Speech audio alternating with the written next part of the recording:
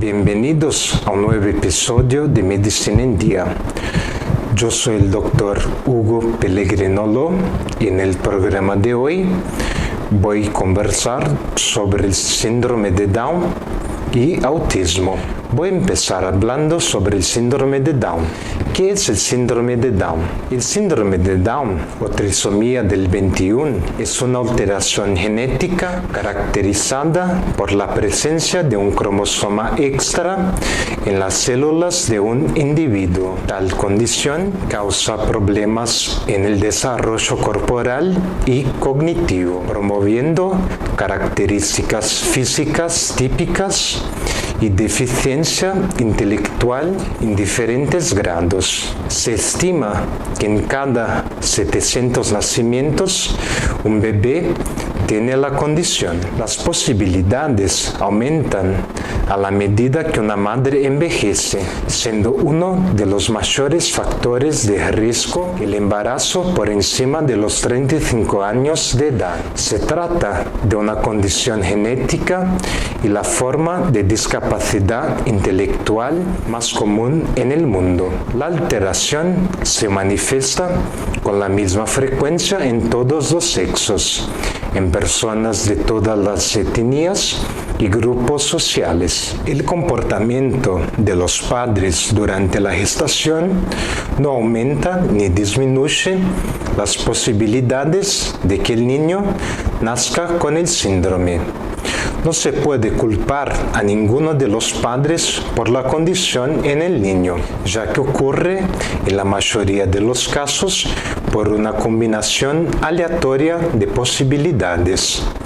Para comprender los tipos de síndrome de Down existentes, se necesita primero comprender cómo ocurre. Normalmente, los seres humanos tienen 46 cromosomas en cada célula del cuerpo. Esos cromosomas se separan en pares que van desde el primero hasta el 22º par, llegando entonces a los cromosomas sexuales XX o XY.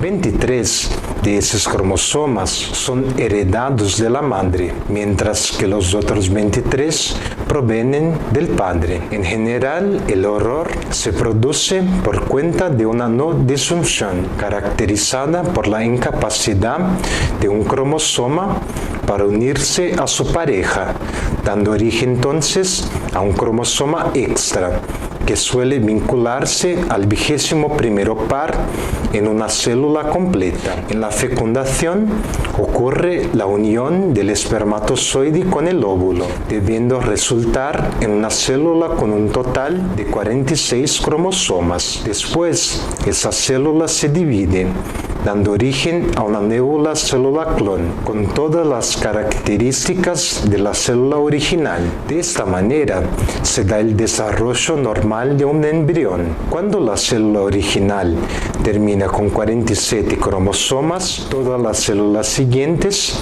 tendrán también 47 cromosomas. Es importante señalar que, a pesar de saber actualmente cómo el síndrome ocurre, no se tiene evidencia de lo que causa la alteración. Por lo tanto, la mayoría de las veces no se puede decir por qué un niño nace con el síndrome. Los tipos de síndrome de Down se diferencian en cómo y cuándo ocurre la no disyunción, es decir, cuando el cromosoma extra aparece. En la trisomía simples, la no disyunción ocurre en el óvulo o en el espermatozoide, haciendo que la célula tenga 24 cromosomas, en oposición a los 23. Cuando ocurre la fecundación, se da origen a una célula con 47 cromosomas, que se multiplica y forma el embrión. Es la clase más común de síndrome de Down, y no hay causas específicas para que eso ocurra. Translocación. La translocación se produce cuando el individuo tiene dos cromosomas 21 completos y un pedazo de un tercer cromosoma 21 conectado a otro par, generalmente 13, 14, 15 o 22. Eso ocurre cuando el padre o la madre tienen, en lugar de los 2 cromosomas del 21º par completos, uno de los cromosomas completo en el lugar correcto, mientras que el otro se soltó y se pegó en otro par. De nuevo, 13, 14, 15 o 22. En estos casos, el progenitor no presenta el síndrome, pues a pesar de la ubicación equivocada, presenta el número correcto de cromosomas en las células. Al pasar su material genético para el niño, las células normales, con 2 cromosomas en el 21º par, se unen a las alteradas, con un cromosoma en el 21º par y una parte en otro par, sumando un total de 3 cromosomas 21, 2 en la 21ª posición y otra en alguna otra parte del código genético. Esta clase tiene un poco de factor hereditario, pero esto no configura una causa para la condición. Se presenta en aproximadamente el 3,5% de la población con síndrome de Down. Mosaicismo, afectando solo el 1,5% de los individuos con el síndrome. Así, algunas células serán copias de las células originales con 46 cromosomas, mientras que otras serán copias de la célula alterada con 47 cromosomas, que se multiplica y forma el embrión. En estos casos, las manifestaciones de la condición pueden ser más leves, pero esto no es una garantía, ya que dependiendo de qué parte de la gestación hubo la no disyunción, el individuo puede terminar teniendo un gran número de células alteradas. Ahora voy a hablar sobre los factores de riesgo. El mayor factor de riesgo para el síndrome de Down es la edad de la madre. Sin embargo, es importante recordar que la mayoría de los bebés con síndrome de Down nacen de madres menores de 35 años, ya que es a esa edad que se tienen más bebés. Otros factores son ya tener un niño con síndrome de Down o ser portador de una translocación del gen 21. Ahora voy a hablar de los síntomas y características de los individuos con síndrome de Down.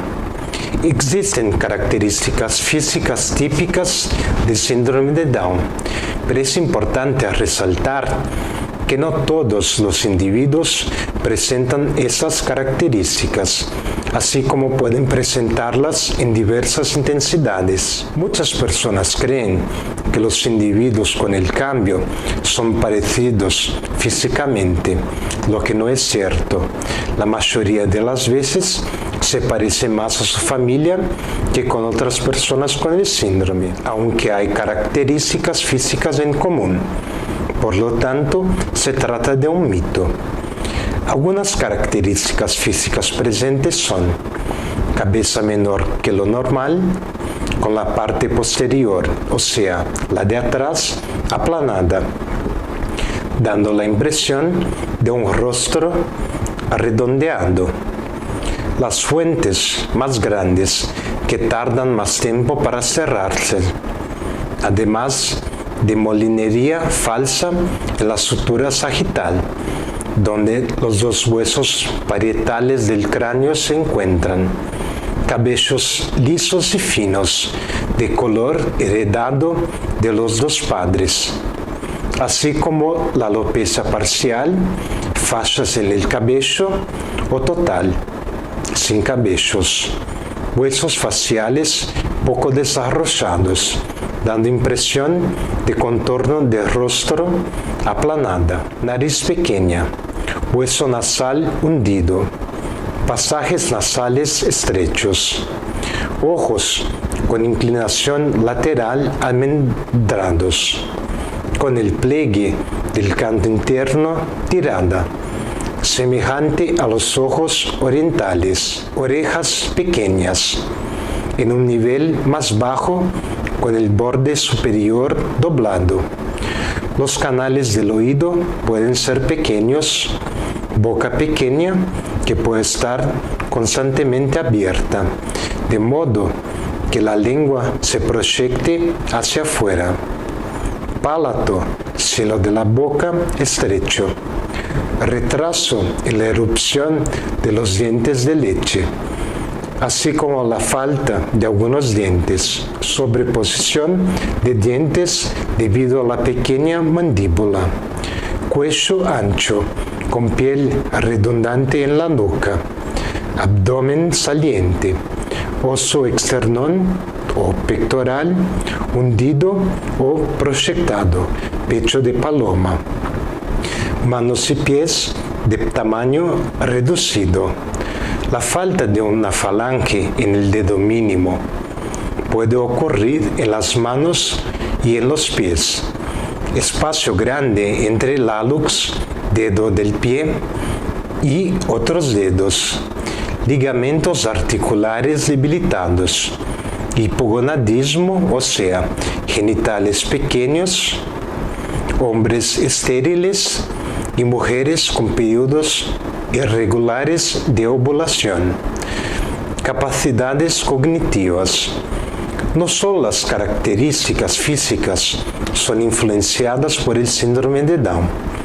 Se sabe que las capacidades cognitivas de los individuos con el síndrome son un poco menores que la media, ya que el sistema nervioso de esas personas presenta anormalidades estructurales y funcionales. No solo las características físicas son influenciadas por el síndrome de Down, se sabe que las capacidades cognitivas de los individuos con el síndrome son un poco menores que la media, ya que el sistema nervioso de esas personas presenta anormalidades estructurales y funcionales que pueden caracterizar retraso mental de leve a moderado. Sin embargo, eso no quiere decir que no son capaces de aprender, ir a la escuela, formarse en la universidad y trabajar.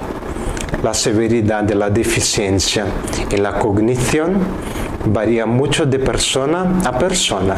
Sin embargo, se tiene conocimiento de que el desarrollo cognitivo es también muy influenciado por la educación y el ambiente en que el niño crece.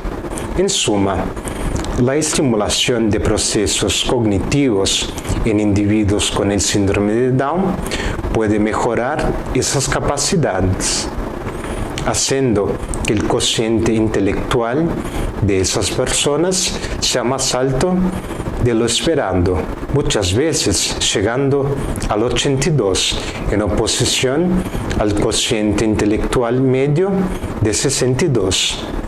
Comorbidades y complicaciones. A menudo el síndrome de Down viene acompañado de diversas enfermedades, o al menos de la facilidad para desarrollarlas. En primer lugar, es común que los niños con síndrome de Down sufran de alguna cardiopatía, enfermedad del corazón. Cerca de 40% de los individuos con la condición tienen alguna malformación en el corazón, y esta es la principal causa de muerte en estos niños, especialmente en los primeros años de vida.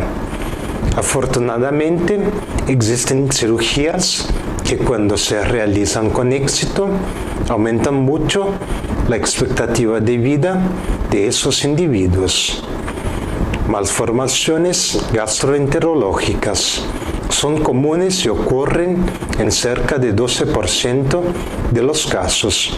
La más frecuente es la atresia duodenal, pero los niños también pueden presentar estenosis pilórica y fístulas tráqueo-esofágicas. Estas condiciones facilitan el desarrollo de reflujo gastroesofágico. Hipotonía en recién nacidos. es frecuente la hipotonía, musculatura flácida caracterizada por debilidad muscular, generando complicaciones como dificultad para mamar en el pecho y constipación por la debilidad de la musculatura intestinal, demencia. Debido a las limitaciones intelectuales, las personas con síndrome de Down tienen un mayor riesgo de demencia, con síntomas que comienzan ya a los 50 años de edad. Hay también un aumento en las posibilidades de desarrollar la enfermedad de Alzheimer. Otras complicaciones. En los ojos, esos individuos pueden presentar cataratas y glaucoma. A nivel odontológico, los dientes suelen ser pequeños y con espazamientos irregulares. La presencia de lengua protusa dificulta la lactancia y el habla. Hay también mayores posibilidades de desarrollo de hipotiroidismo debido a la baja inmunidad celular. Las infecciones como otitis pueden hacerse más frecuentes, así como puede haber hipertrofia de las adenoides y amígdalas. No obstante, los casos de leucemia son comunes en individuos con síndrome de Down. Las malformaciones en tejidos blandos y huesos pueden resultar en mayores posibilidades de apnea obstructiva del sueño, condición en la cual el individuo cesa la respiración y vuelve repetidas veces durante el sueño. No es raro que individuos con síndrome de Down sufran de enfermedad celíaca, una reacción inmune a la ingestión de gluten, encontrado en granos como trigo, cebada y centeno, lo que limita bastante la dieta de estas personas. Los niños pueden sufrir de hipogonadismo masculino, mientras que las niñas pueden tener hipogonadismo femenino y amenorrea, o sea, ausencia de menstruación o menstruación irregular. Las personas con síndrome de Down tienen mayor tendencia a la obesidad y menor incidencia de cáncer. ¿Cómo se diagnostica el síndrome de Down? El diagnóstico de síndrome se realiza generalmente después del nacimiento del bebé. Sin embargo, en casos de mayor probabilidad, se puede realizar un seguimiento prenatal junto con un ginecólogo obstetra, que indica las posibilidades del bebé de nacer con la alteración. En general, exámenes de rastreo prenatal ya forman parte de la rutina de la gestante. Las siguientes pruebas no son capaces de diagnosticar con precisión el síndrome en el feto, pero pueden dar una mejor idea de la posibilidad de que el bebé tenga cualquier cambio. Prueba combinada en el primer trimestre. Durante el primer trimestre se realiza un examen en dos partes. Análisis de sangre para determinar niveles anormales de proteína plasmática asociada al embarazo y de la hormona gonadotropina coriónica humana, que pueden indicar algún problema en el bebé, alteración nucal. Utilizando ultrasonido, esta prueba examina una porción específica del área del cuello del bebé, donde fluidos suelen alojarse cuando hay anormalidades. A partir de los resultados de esta prueba, así como la edad de la madre, el médico puede decir cuáles son las posibilidades de que el niño nazca con síndrome de Down. Exámenes de seguimiento integrado. Cuando la gestante realiza la prueba combinada en el primer trimestre, puede realizar en el segundo un examen integrado. En este examen, una muestra de sangre es enviada para análisis, donde se examinan los niveles de 4 sustancias relacionadas a la gestación: alfa-fetoproteína, estriol, gonadotrofina crónica humana y inhibina A. Al integrar los resultados anteriores con los nuevos, se puede tener mayor noción de las posibilidades del bebé tener alguna alteración, además de desbancar falsos positivos. ADN libre fetal. Después de 10 semanas de gestación, un poco del ADN del bebé se puede encontrar en la circulación de la madre.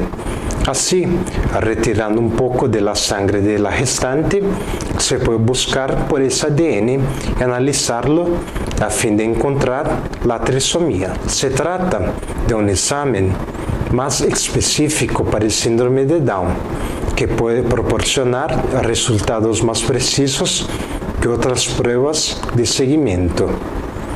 Pruebas de diagnóstico durante el embarazo.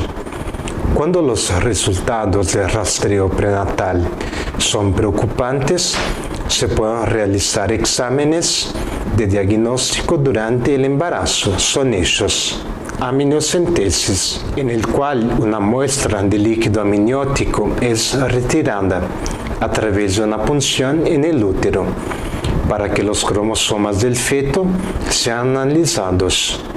Se realiza generalmente en el segundo trimestre, después de 15 semanas de gestación. Este examen trae consigo un pequeño riesgo de aborto espontáneo. Biopsia de las vellosidades coriónicas. En este examen se extrae una pequeña muestra de las células de la placenta para el análisis de los cromosomas fetales. Se realiza generalmente en el primer trimestre y presenta mayores posibilidades de aborto espontáneo que la amniocentesis. Cordocentesis. La cordocentesis consiste en la retirada de una muestra de la sangre del cordón umbilical que se analiza en busca de defectos en los cromosomas. Solo se debe hacer después de la semana 18 de la gestación, cuando los resultados de los exámenes anteriores no son concluyentes. Esto es porque presenta un riesgo de aborto espontáneo elevado. Diagnóstico en recién nacidos. En un primer momento, el diagnóstico en recién nacidos se realiza por medio de sus características físicas. Sin embargo, algunas características pueden ser encontradas también en bebés sin alteraciones y por eso el médico puede pedir un cariótipo, una representación de los cromosomas de una célula. A través de una muestra de sangre se puede separar las células mononucleadas que se utilizan para proliferación in vitro. Estas células se colocan en una solución hipotónica bajo una lámina, donde dejan esparcidos los cromosomas.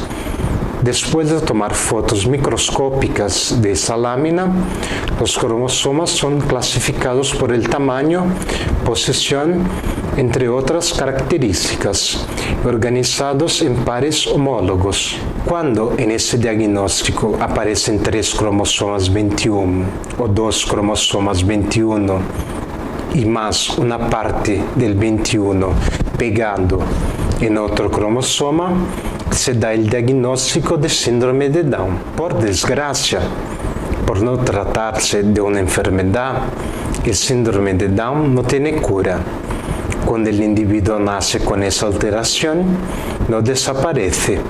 Sin embargo, debido a las limitaciones que puede causar en la vida del paciente, existen diversas intervenciones que se pueden hacer para mejorar su calidad de vida.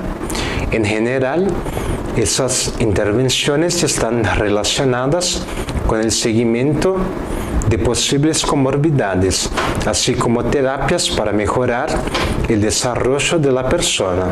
Por eso, deben comenzar en los primeros meses de vida. Cuidados paliativos. De acuerdo con la Organización Mundial de la Salud, cuidados paliativos se refiere a la asistencia promovida por un equipo multidisciplinario con el objetivo de mejorar la calidad de vida de un paciente ante una enfermedad que amenaza la vida.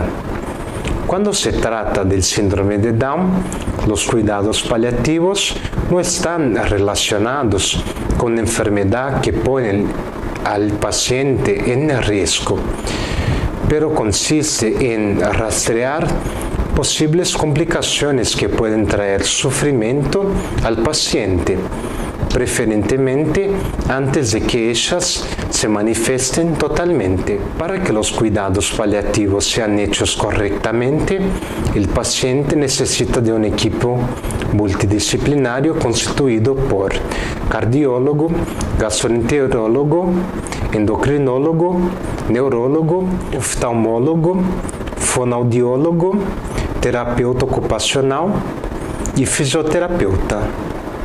Además, algunos pueden necesitar tratamiento psiquiátrico y psicológico. ¿Cuáles son los cuidados y tratamientos que el paciente debe recibir? Dependen mucho de cómo el paciente es afectado por el síndrome.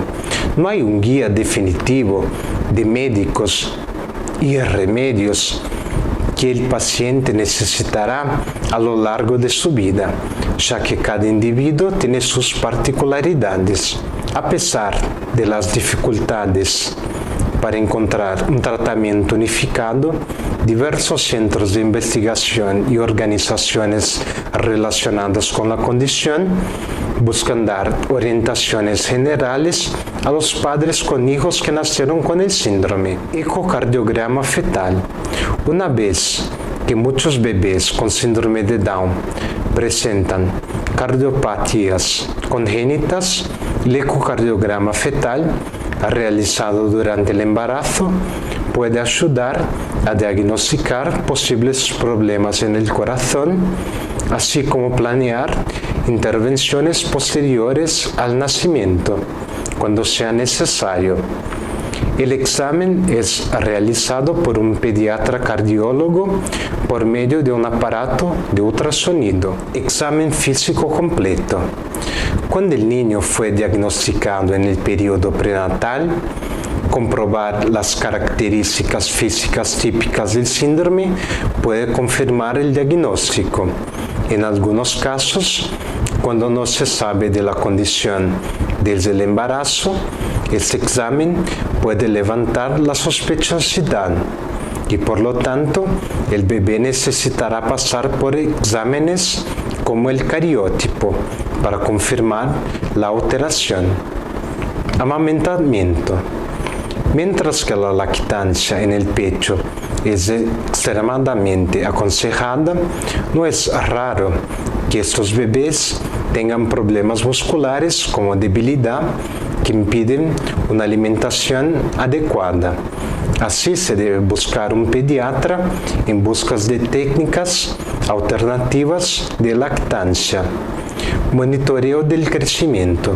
Los niños con síndrome de Down no siempre crecen de la misma forma que los niños sin la alteración genética, de modo que el monitoreo debe hacerse teniendo en cuenta otros patrones. En este monitoreo, el médico clínico general o pediatra debe analizar la altura, peso, índice de masa corporal y circunferencia de la cabeza, que pueden ser alterados debido a problemas relacionados a la alimentación o hormonas.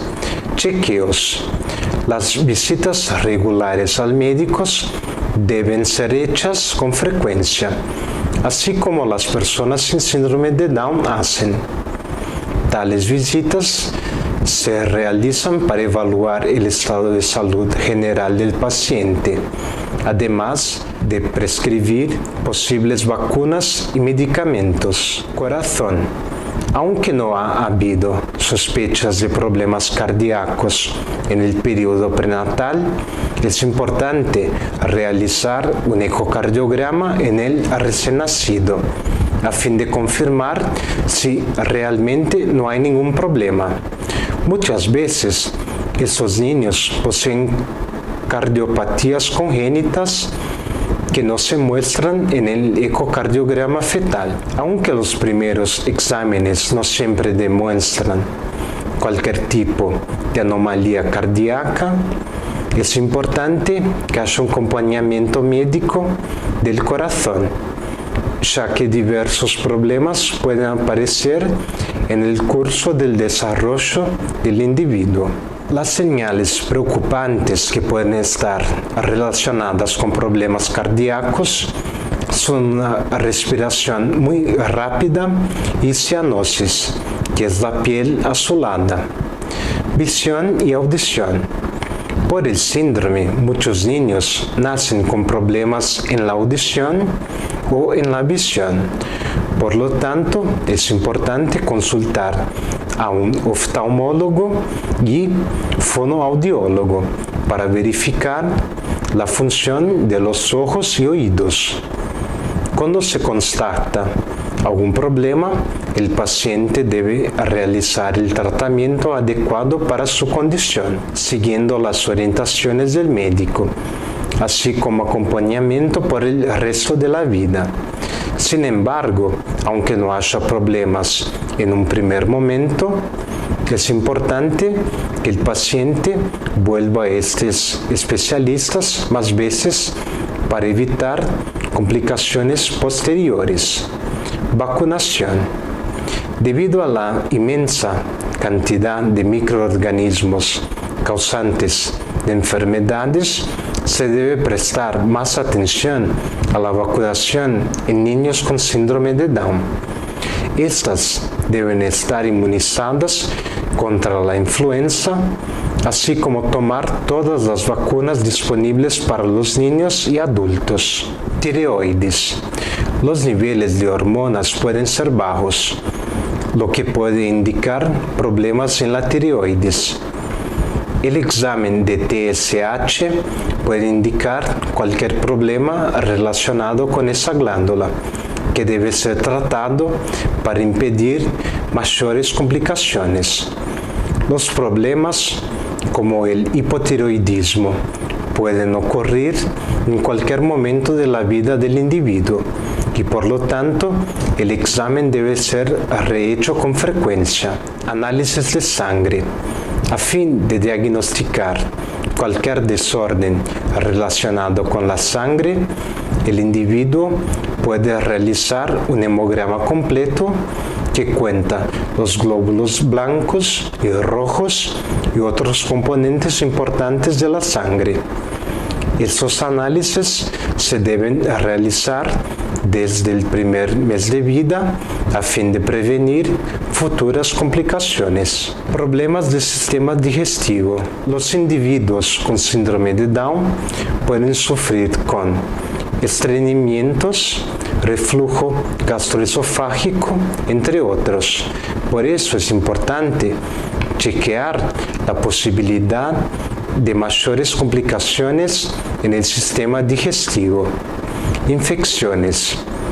Debido al riesgo mayor de contraer infecciones, especialmente en el sistema respiratorio, los bebés con el síndrome deben mantenerse alejados de familiares enfermos, además de ser llevados al médico rápidamente a signo de cualquier infección.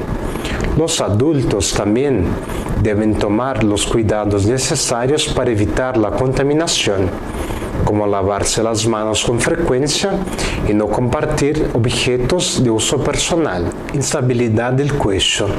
Por causa de problemas en las articulaciones del cuello, los huesos de la columna vertebral, especialmente en la parte cervical o del cuello, pueden presentar inestabilidad, haciendo que el niño tenga problemas para mantener una posición erecta o la cabeza parada. Problemas en los dientes. La salud dental en pacientes con síndrome de Down suele ser buena, siempre que se tomen los cuidados adecuados. Sin embargo, los dientes pueden tardar en aparecer en los niños, además de nacer fuera de un orden específico. Además, es común que la arcada dental sea irregular. Trastornos del sueño. Es común que las personas con el síndrome sufran de apnea del sueño, una disfunción de la respiración mientras duermen. Esta complicación puede afectar la calidad del sueño y el corazón. Aunque hay varios síntomas de apnea muy visibles, muchos no demuestran ningún síntoma y por lo tanto es importante notar si el individuo se despierta mucho durante la noche, tiene mucho sueño durante el día, se mueve mucho mientras duerme o se duerme en posiciones inusuales. Otros síntomas comunes son la respiración alta y los ronquidos. Cerebro y sistema nervioso. Es de extrema importancia que el paciente sea acompañado por un neurólogo cuando presenta síntomas neurológicos, en especial convulsiones. Sexualidad y pubertad.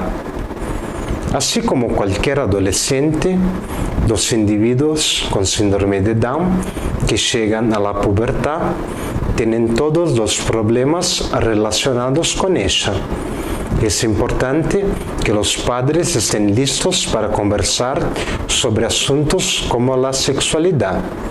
Mientras los varones suelen ser estériles, las niñas pueden sufrir con menstruación irregular. Lo ideal es consultar a un ginecólogo para administrar mejor esta fase. Problemas de comportamiento y salud mental. Algunos individuos con síndrome de Down pueden sufrir problemas de comportamiento y salud mental debilitada, lo que se refleja en el desempeño escolar y profesional de estos individuos, así como en las relaciones interpersonales. Es indicado buscar a un especialista cuando el paciente presenta ansiedad, hiperactividad, deja de prestar atención, no escucha lo que está siendo dicho, tiene problemas relacionados a la atención, tristeza o falta de voluntad en los propios intereses y actividades, además de comportamientos obsesivos compulsivos que se repiten con frecuencia y otros problemas de comportamiento. Terapias y desarrollo. Debido al desarrollo retrasado en la mayoría de los pacientes con síndrome de Down, varias terapias pueden ayudar a que esto se dé de la mejor manera, mientras que normalmente los niños aprenden a caminar entre los 9 y 18 meses, los niños con síndrome de Down pueden presentar un retraso de hasta 4 años. Fisioterapia y psicomotricidad. Para un mejor desarrollo de las habilidades motoras, la fisioterapia puede ayudar al bebé a aprender a quedarse sentado, gatear, ponerse de pie, entre otros, dependiendo de la edad del niño. Este desarrollo es importante porque para que el niño tenga un buen conocimiento del mundo y forme su identidad, él necesita conseguir moverse. Esta capacidad estimula también procesos cognitivos, habilidad lingüística y desarrollo social, ya que el movimiento hace que ella pueda interactuar mejor con el mundo. La psicomotricidad se caracteriza por la integración de las funciones motoras y psíquicas. Se trata de una clase de terapia que implica, además del desarrollo de las capacidades motoras, la capacidad de un individuo para expresarse a partir del movimiento. insertado en un contexto psicosocial. Esa clase de terapia se centra en aspectos de motricidad global, equilibrio, organización espacial, esquema corporal y respuesta a estímulos visuales, auditivos y táctil sinestésicos. El acompañamiento de un fonoaudiólogo puede ayudar en el habla y comunicación del niño que nació con el síndrome de Down. Aunque la mayoría de los bebés no aprende a hablar antes de los 2 años de edad, esta terapia puede ayudar a aprender formas no verbales de comunicación. La mayoría de los individuos con síndrome de Down aprenden a hablar y logran comunicarse verbalmente. Sin embargo, algunas personas pueden tener deficiencias auditivas parciales o totales que pueden beneficiarse mucho de ese tratamiento. Durante la terapia, el niño desarrolla mejor sus habilidades visuales, auditivas, táctiles, habilidades motoras orales, movimientos de la lengua y labios y cognitivas, como comprender la permanencia de objeto, noción de que un objeto existe incluso cuando no se mira hacia él, y relaciones de causa y efecto. Es importante resaltar que en general individuos con síndrome de Down entienden más de lo que expresan. Terapia ocupacional. La terapia ocupacional es una área especializada en mejorar la independencia de las personas con algún tipo de limitación. En el caso de personas con síndrome de Down, la terapia ocupacional trabaja habilidades motoras de autocuidado, como vestirse, arreglarse, entre otras, además de habilidades relacionadas al ambiente escolar y momentos de ocio. En general, los terapeutas ocupacionales trabajan lado a lado con fisioterapeutas, complementando lo que falta, mientras los fisioterapeutas se preocupan más con la motricidad gruesa relacionada al control corporal, equilibrio, postura, desplazamiento.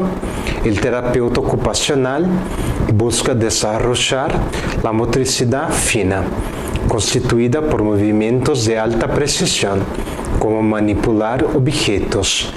Por medio de la terapia ocupacional, el niño aprende habilidades para llegar a ser autosuficiente en diversas situaciones cotidianas, como en la escuela, en la casa o incluso en el trabajo, en el caso de personas mayores. ¿Cuál es la expectativa de vida de un individuo con síndrome de Down? A principios del siglo XX, la expectativa de vida de individuos que nacieron con síndrome de Down no era mayor que una década de vida. Afortunadamente, hoy en día, debido a los avances tecnológicos y de la medicina, individuos con esa condición pueden vivir por más de 60 años con calidad. Ahora voy a hablar sobre mitos y verdades sobre el síndrome de Down. Hay muchos mitos acerca del síndrome de Down, especialmente debido a la falta de información. A pesar de que muchas personas tienen curiosidad, no todas se sienten a gusto de preguntar por miedo a ofender al individuo con síndrome de Down o a sus padres. Por eso, aquí van algunos mitos y verdades relacionados al síndrome de Down. Habla, lenguaje y comunicación. Al contrario de lo que muchas personas piensan, quien nació con síndrome de Down consigue hablar normalmente, a menos que haya alguna otra barrera fisiológica, problemas en los pliegues vocales, por ejemplo. Lo que ocurre en realidad es que no pocas veces se produce un retraso en el desarrollo del lenguaje. Los niños con síndrome de Down aprenden a hablar más tarde que los demás, lo que no significa que no van a aprender o que no entienden lo que se está diciendo. De hecho, nunca se sabe cuándo el niño puede empezar a hablar y cómo será el desarrollo del lenguaje. De hecho, nunca se sabe cuándo el niño puede empezar a hablar y cómo será el desarrollo del lenguaje, pero es erróneo creer que por su cuenta el niño no hablará. Además, existe otro mito que dice que las personas con síndrome de Down no pueden comunicarse por otro medio que no la habla. Esto es mentira, ya que a menudo la primera manera de comunicación que aprenden es la no verbal, locomoción. Así como sucede con el habla y el lenguaje, los niños con síndrome de Down pueden caminar, solo aprenden más tarde.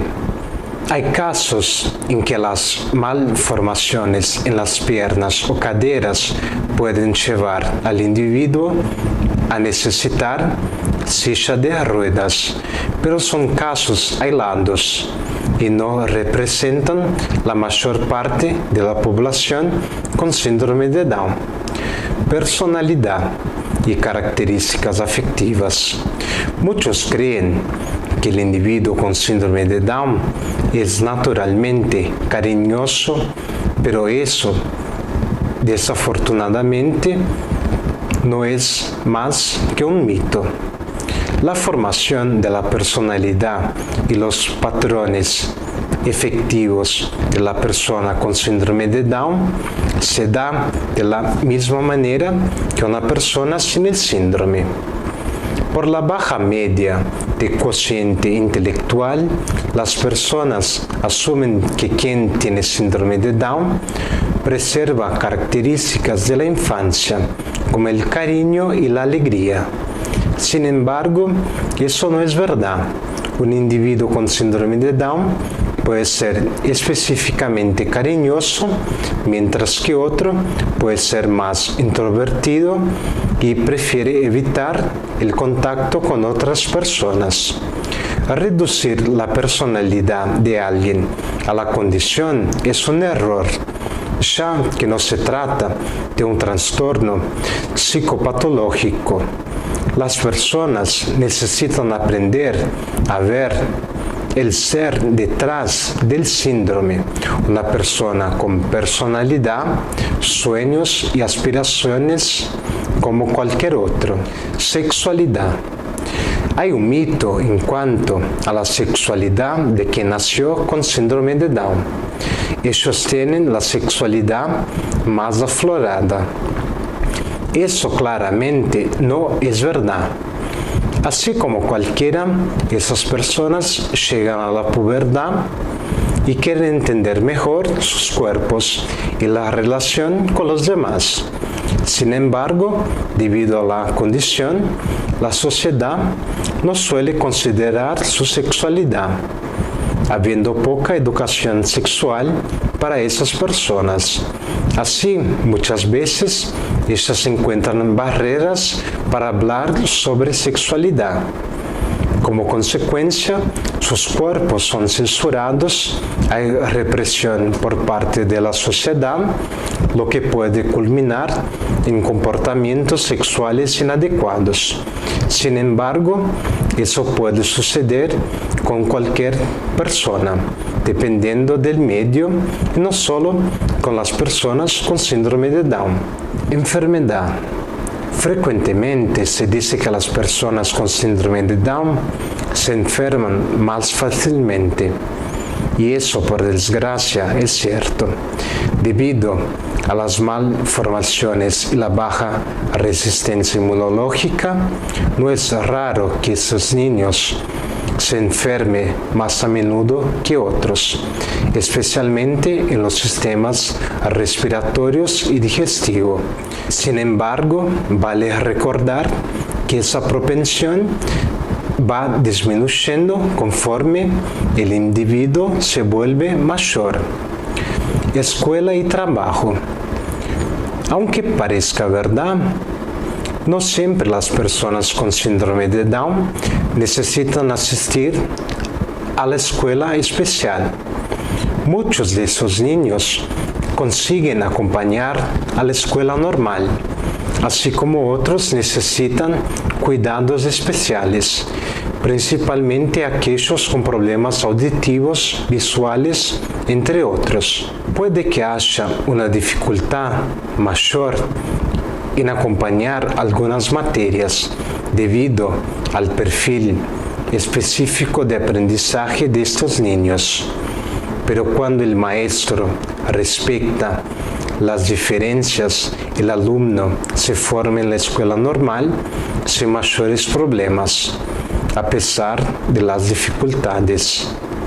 Es importante resaltar que no existe una edad exacta para la entrada del niño con síndrome de Down en la escuela.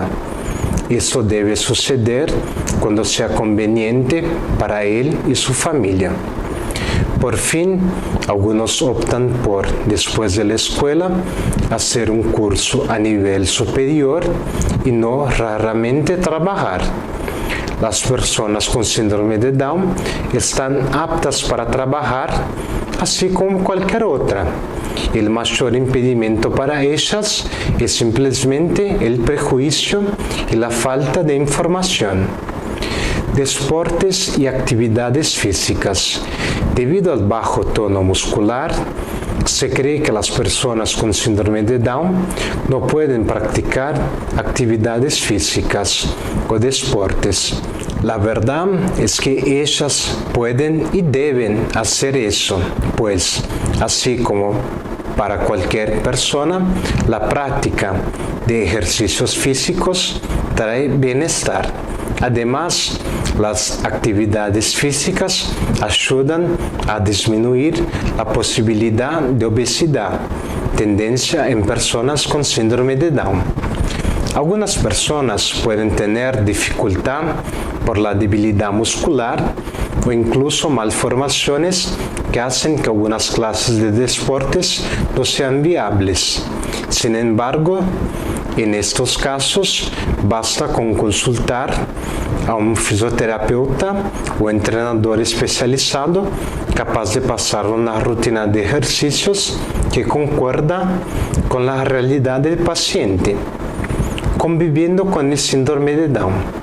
Para muchos, la convivencia con el síndrome de Down parece un desafío, pero cada dificultad puede ser superada con paciencia y dedicación.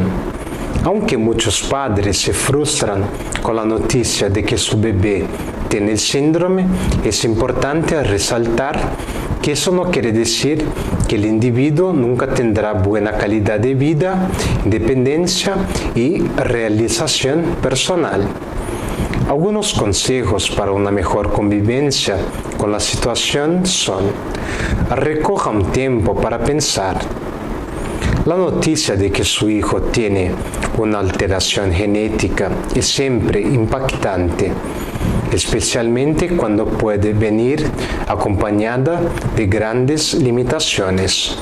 Por eso, tome un tiempo para sí mismo a fin de pensar y aceptar antes incluso de contar para la familia y tus amigos.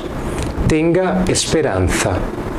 Al saber que el hijo tiene síndrome de Down, muchos padres acaban teniendo perspectivas negativas, dejando de creer que el hijo puede aprender y ser independiente como las otras personas. Esta clase de pensamiento hace que los padres no perciban las posibilidades y acaba limitando los recursos a los que el niño tiene acceso. Tenga siempre en mente que las habilidades cognitivas y motoras pueden ser desarrolladas y mucho de eso depende de los padres y del medio en el cual el niño está involucrado. Por eso es importante que los padres tengan siempre esperanza y nunca dejen de intentar ayudar al hijo, aun con las dificultades. Planifique el futuro de su hijo. No piense que solo porque tu hijo nació con síndrome de Down, eso quiere decir que él no tiene un futuro brillante. Él tiene. Pero para eso es importante que los padres no desistan de insertarlo en la sociedad. Dejen que asista a una escuela normal y estimulen la búsqueda de oportunidades de empleo o estudios de nivel superior cuando el hijo salga de la escuela. Las personas con síndrome de Down también tienen relaciones, se casan y pueden tener una familia. No desista del futuro de su hijo en ningún momento. Busque saber siempre más. Una de las mejores maneras de luchar contra el miedo de que algo malo suceda con su hijo es informarse siempre más, comprender la condición, sus manifestaciones, riesgos asociados, entre otros. Lee artículos y esté atento a las novedades en relación al síndrome de Down, pues avances tecnológicos pueden traer nuevas maneras de encarar la condición. Estimule a su hijo, además de la ayuda para el desarrollo a través de las terapias, fisioterapia, terapia ocupacional, psicoterapia, entre otras. Los padres también deben estimular a los hijos en casas con juegos y bromas que ayudan en el desarrollo de habilidades cognitivas. Deje a su hijo formar parte de la comunidad. Mantener la convivencia en sociedad hace que las transiciones para la adolescencia y la vida adulta sean menos complicadas, pues el individuo con síndrome de Down ya estará acostumbrado a la comunidad. Al privarlo de ello, manteniéndolo en casa y haciéndolo asistir a escuelas especiales, es probable que en el futuro tenga más dificultades para conseguir un empleo y formar parte de la sociedad normalmente. Apreciate. Recuerde siempre que no es tu culpa que su hijo nació con síndrome de Down y que todo que usted hace por su bien es importante y hermoso. No olvide que crear un hijo es difícil, aún más cuando hay limitaciones, y usted está haciendo esto muy bien. Reconozca su fuerza y habilidades. No olvide tu papel de padre o madre. Ser padre o madre significa cuidar a alguien, pero el problema comienza cuando los padres pasan a cuidar del niño sin dar lo que él necesita. Como todo niño, los que nacieron con síndrome de Down necesitan cariño, amor y comprensión, cosas que un cuidador no puede dar. Ahora voy a hablar sobre el autismo. El autismo, también conocido como trastorno del espectro autista, son trastornos que causan problemas en el desarrollo del lenguaje, en los procesos de comunicación, en la interacción y comportamiento social del niño. Actualmente se estima que 70 millones de personas en todo el mundo poseen algún tipo de autismo, según la Organización Mundial de la Salud. Una encuesta actual realizada en este año del Centro de Control y Prevención de Enfermedades dice que el autismo alcanza a ambos sexos y todas las etnias, pero el número de ocurrencias es mayor entre el sexo masculino, cerca de 4,5 veces. Ese trastorno no tiene cura y sus causas todavía son inciertas, pero puede ser trabajado, rehabilitado, modificado y tratado para que el paciente pueda adecuarse a la convivencia social y las actividades académicas lo mejor posible.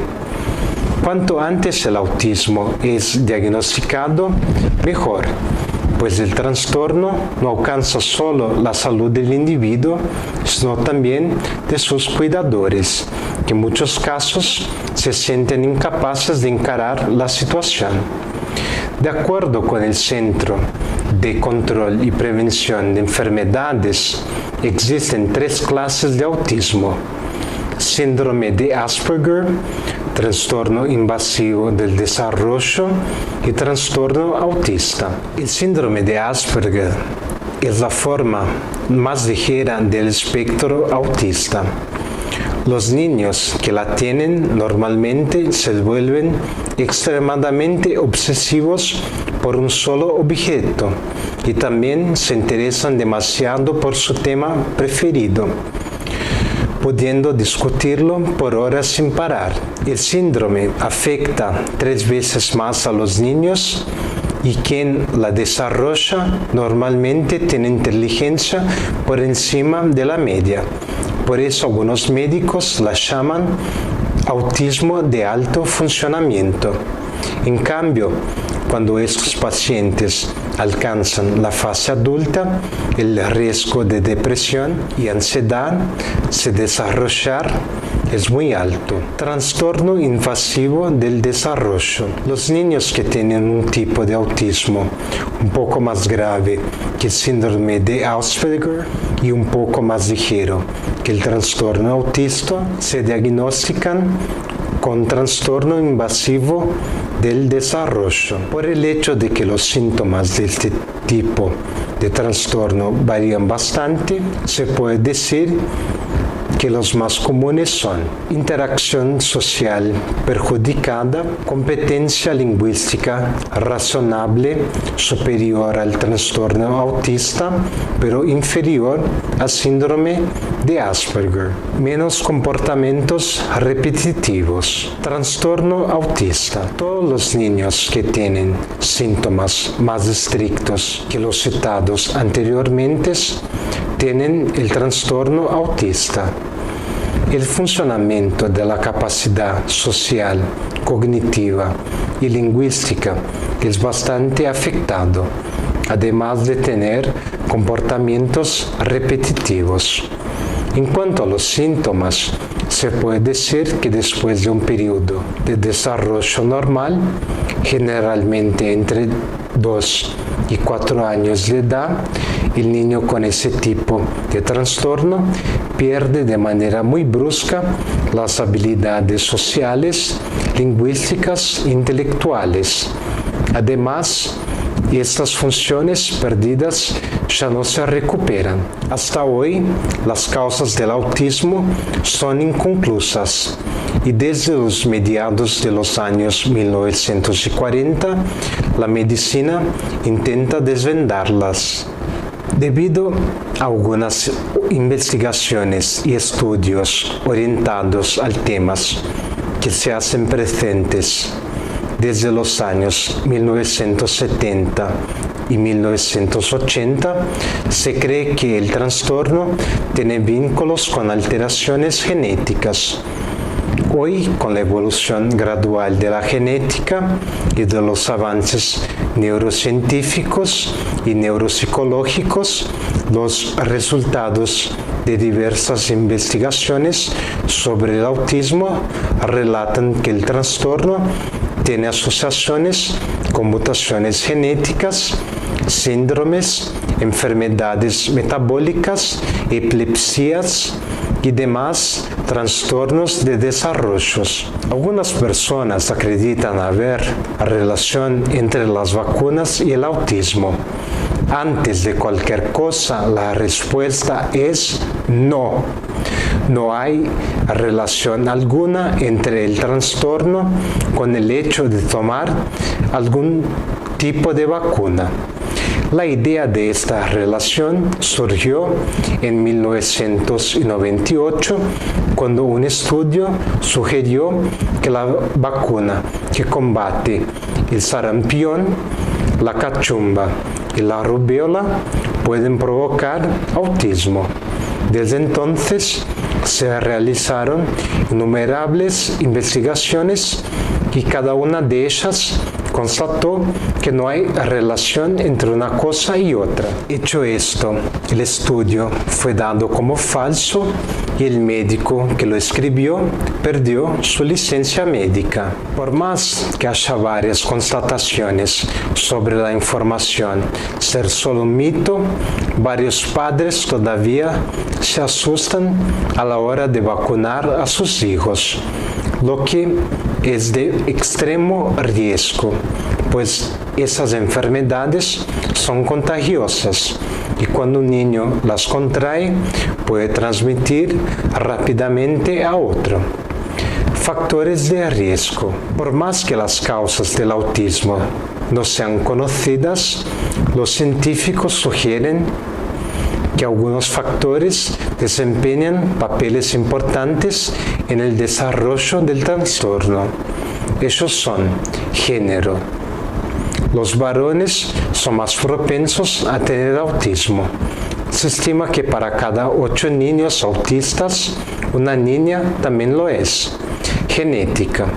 Cerca de 20% de los niños que tienen autismo también tienen otras condiciones genéticas, como síndrome de Down, síndrome del X frágil, esclerosis tuberosa, entre otras. Los padres mayores.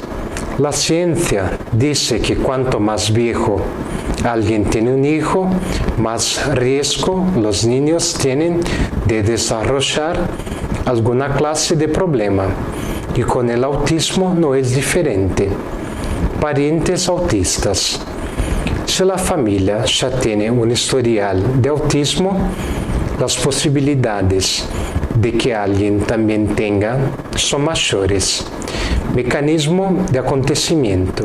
Todos los síntomas del trastorno se derivan de algunos cambios que el cerebro sufre, pero aún no se conoce la forma exacta de cómo ocurre el autismo. Su mecanismo se puede dividir en 2 áreas. La patofisiología de las estructuras cerebrales, los procesos asociados con el autismo. La neuropsicología de los comportamientos cerebrales. Algunos estudios apuntan que el mecanismo del trastorno tiene alteración en el desarrollo del cerebro poco después de su concepción, lo que acaba haciendo que ese órgano de niños autistas crezca más rápidamente que lo normal. Este crecimiento excesivo puede estar vinculado a alguna de estas hipótesis. Exceso de neuronas que causan demasiadas conexiones en lugares importantes del cerebro. Migración neuronal perturbada durante la gestación. Redes desequilibradas, excitatorias inhibitorias. Formación anormal de sinapsis y espinas dendríticas. Con respecto al sistema inmunológico, se piensa que desempeña un papel súper importante en el autismo. Se han encontrado en algunos niños que tienen el trastorno inflamaciones en el sistema inmunológico periférico y central. Esa interacción entre los sistemas inmunológico y nervioso se da aún en la etapa embrionaria del niño y se cree que eso sucede debido al uso de sustancias tóxicas o infecciones por parte de la madre. En cuanto a los neurotransmisores, aún no se comprende muy bien.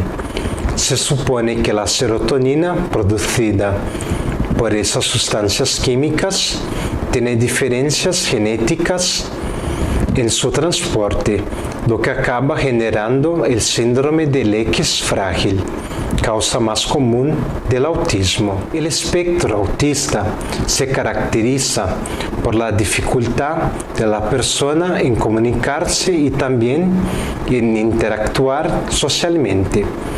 Además, la persona que sufre de trastorno tiene la tendencia a practicar algunos comportamientos repetidamente. Cambios sociales. Generalmente, los niños entre 2 y 3 meses ya observan los rostros cercanos, se vuelven voces y sonríen. En la cuestión del autismo, estas acciones no ocurren y cuando tienen alrededor de 8 a 10 meses, estos niños empiezan a presentar algunos síntomas como falta de respuestas cuando son llamados y también el interés para con las personas a su alrededor. Además, muchos niños autistas tienen dificultades para participar en juegos que involucran a un grupo, prefiriendo jugar solos. También pueden tener dificultad en interpretar gestos y expresiones faciales del otro, lo que hace con que el mundo sea un lugar desconcertante para ellos. Dificultades de comunicación. En un desarrollo normal de un niño, el aprendizaje de las lenguas, tanto verbales como a través de gestos, se da desde muy temprano. Uno de los primeros medios de comunicación de un bebé es el habla balbuceada y hasta su primer año él ya afirma 1 o 2 palabras.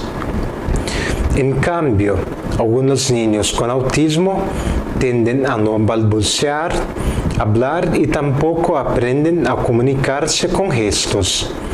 Otros, a su vez, tienen retrasos de lenguaje y empiezan a hablar solo unos años después de lo normal. Cuando el lenguaje comienza a desarrollarse, el niño autista puede utilizar su voz de forma inusual, tener dificultad en combinar palabras en frases que tengan sentido o aún repetir la misma frase varias veces. Los comportamientos repetidores inusuales o la tendencia a involucrarse en apenas algunas actividades son otros síntomas características del autismo.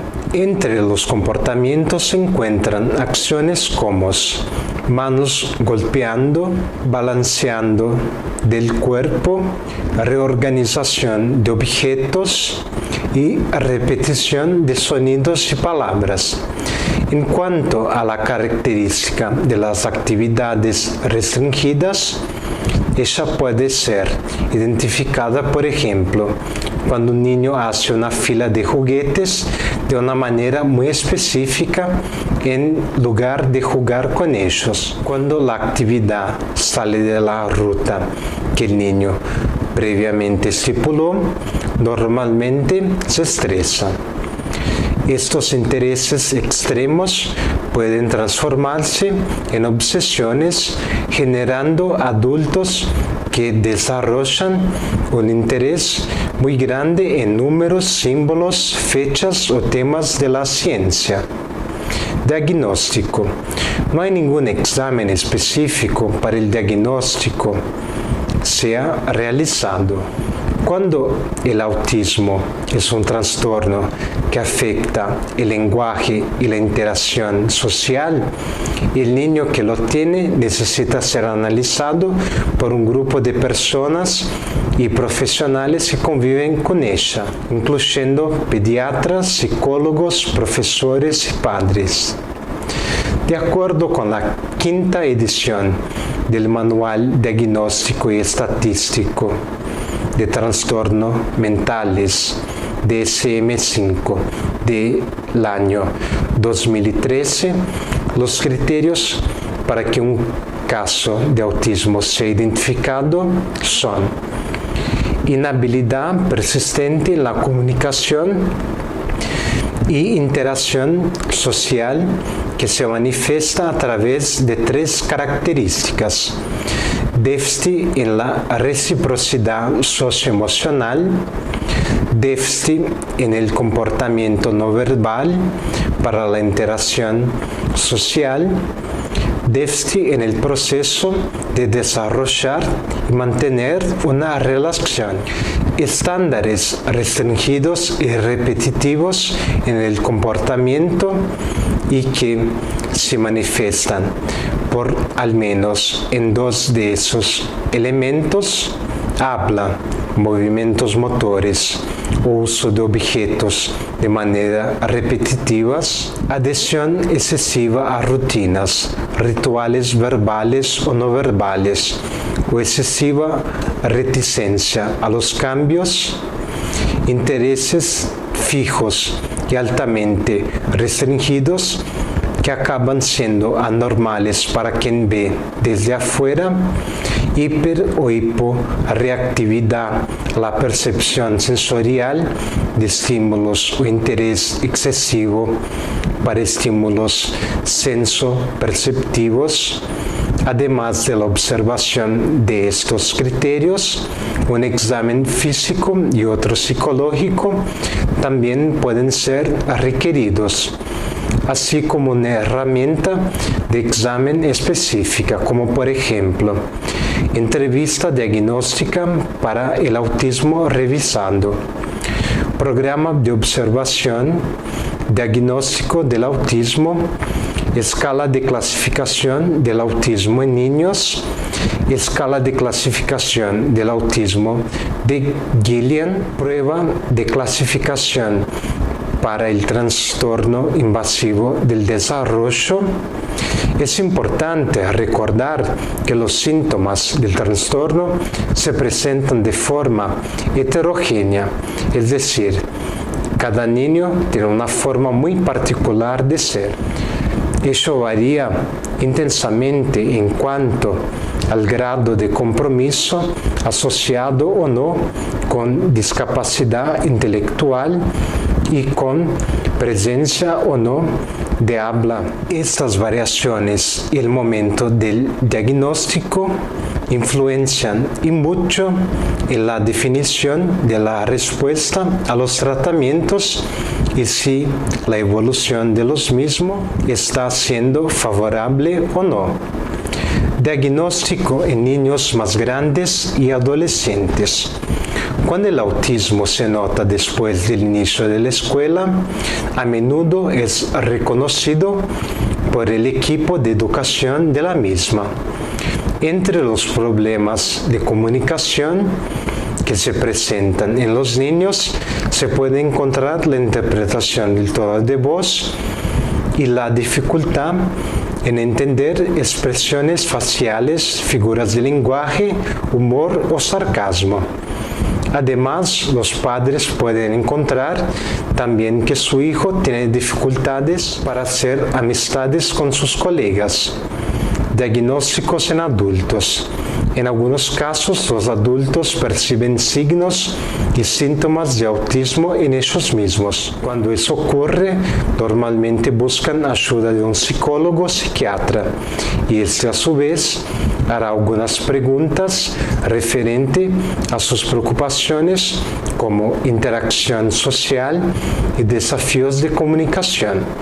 Esta información y el historial de desarrollo de la persona ayudan a la hora del diagnóstico preciso.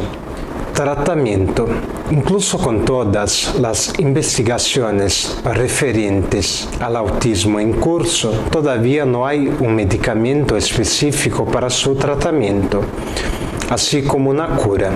Sin embargo, hay varias maneras para tratar las funciones cognitivas y funcionales del niño desde el momento en que fue diagnosticada. Para ello, un equipo multidisciplinario es importante, pues cada especialista trabajará con cierto tipo de desarrollo. En las fases de 0 a 2 años, el acompañamiento del niño con un fonoaudiólogo es esencial, ya que este le ayudará a desarrollar el lenguaje no verbal.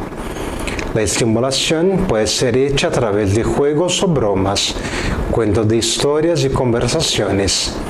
La terapia ocupacional y conductual también son relevantes a la hora del tratamiento, pues así el cerebro del paciente pasa a percibir los estímulos sensoriales. No hay una regla específica de tratamiento, pues cada niño tiene sus particularidades. Por lo tanto, el equipo multidisciplinario decidirá qué tipos de tratamiento debe abordarse. Dieta. Varios expertos no concuerdan con el hecho de que una dieta restringida pueda ayudar en el tratamiento del autismo. Sin embargo, si usted quiere usar esa vía como forma de ayuda, es importante que consulte antes a un gastroenterólogo y a un nutricionista para que puedan desarrollar una dieta correcta para el paciente. Apoyo a los padres. Es importante subrayar que no siempre son solo los niños autistas que necesitan seguimiento.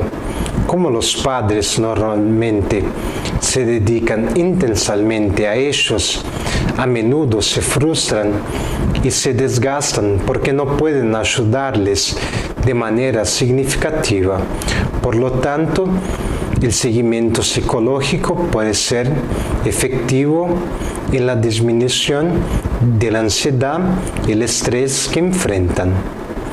Desafortunadamente, para muchos especialistas en el tema, todavía no hay una cura definitiva para el autismo. Sin embargo, por el hecho de que el trastorno no es de carácter progresivo, hay varios casos de pacientes autistas que tienen un nivel muy satisfactorio de recuperación. Al contrario de lo que muchas personas piensan, los niños y adultos autistas pueden hacer contacto visual con otras personas, además de demostrar afecto al sonreír, reír y otras emociones. Algunas aún consiguen mantener un empleo de forma responsable, mantienen una relación estable con otras personas, se casan y crean hijos. Pero incluso en estos casos no se pueden hablar de cura, pues aunque el desarrollo es excelente, las características autísticas permanecen por toda la vida. Enfrentando la situación.